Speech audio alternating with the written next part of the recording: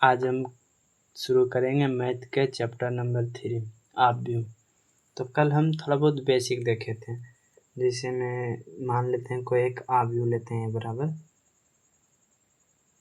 बराबर ऑब्व्यू लेते हैं, मान लेते हैं 2, 4, 6, 8। तो जैसे देखो कैसे गुना करते थे इसमें, तो कितना होगा 2 गुने 8, फिर माइनस इसको करते थे 6 गुने 4 बराबर 24, 6 चौका 24, 8 दूनी 16, 6 चौका 24। तो 16 में से 24 गया तो कितना बचा, -8 बचा न। तो इसका भी कितना हुआ 8, 2/2 का तो हो गया। ऐसे हम बताए थे कि इसे रो कहते हैं, ऐसे कॉलम कहते हैं, C1 C2 कहते थे। अब 2/2 का हो गया। अब 3/3 का देखते हैं। देखो मान लेते हैं एक ऑब्व्यू लेते हैं, बराबर जैसे 1 1 1 3 2 1 2 4 5। इसे सजाने के लिए मैंने अगला फर्स्ट क्लास में बताया, इसीलिए मैं यहाँ डायरेक्ट सवाल को हल करता हूँ। तो इसे कैसे हल कर देते हैं, देखो जब हम जिसे हम इसे सॉल्व कर सकते हैं R1 से, इसे क्या कहते हैं R1 R2 R3, इसे C1 C2 C3। तो हम इसे इस पे प्रसरण करने के लिए एक सूत्र बताया था पहले क्लास में, आप लोग को याद होगा। तो आज हम उतना नहीं बता पाएंगे, लेकिन देखो जब मेरा मन है C1 से प्रश्न करने पर, तो इधर से भी कर सकते हैं, इधर से करने का मन रहेगा तो इधर से, तो हम R1 से प्रश्न करते हैं। तो R1 से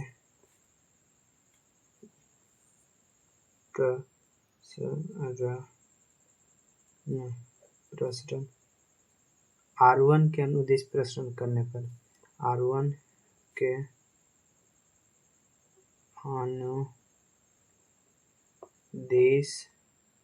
अनुदिश प्रसरण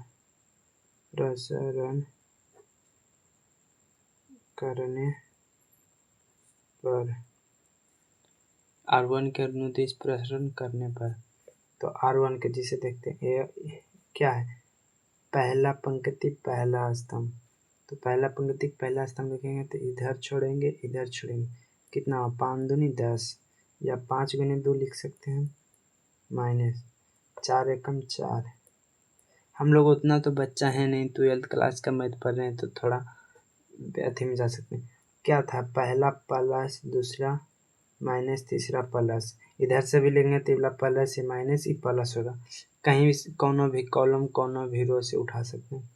तो बीच में माइनस, फिर 1, ए वाला नहीं ए वाला नहीं, तो कितना बचा 5 या 15 में से 2 गया, 15 -2, 15 -2 फिर प्लस, इसे लेंगे एक एक में,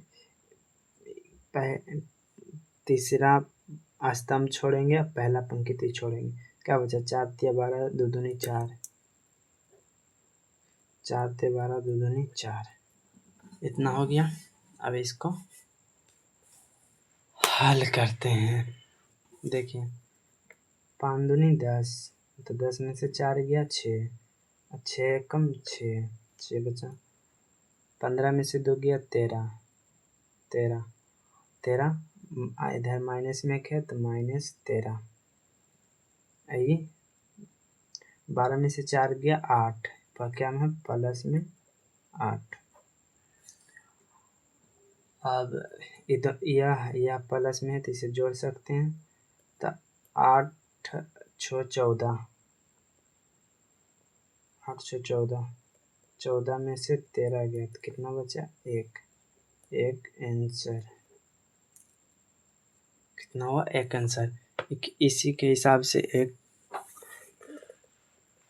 देखो मेरा पूरा हिसाब बन के रेडी हो गया। इसी प्रकार से एक हिसाब और बना लेते हैं।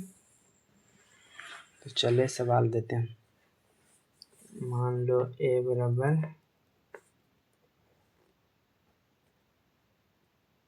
4 3 2 1 0 2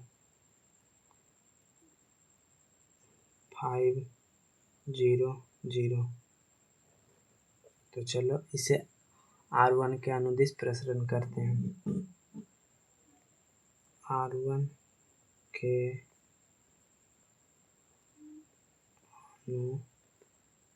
अनुदिश प्रसरण